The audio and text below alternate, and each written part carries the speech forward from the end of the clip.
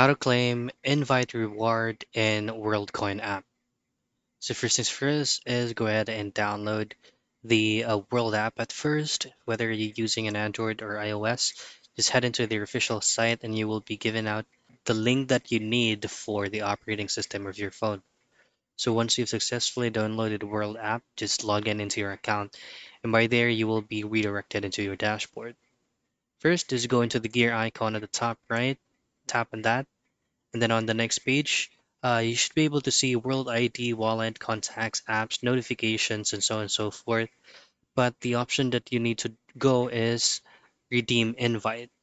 However, redeem invite feature or option may not be available for some of the countries or region, but if it is available on your end, then you can go in that option and simply input the code.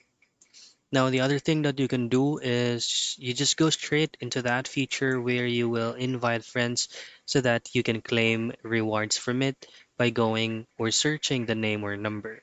Just tap on invite and you do not need to claim the code. It will automatically be redirected into your WorldCoin balance. And that's it. That's how you claim invite reward in WorldCoin app.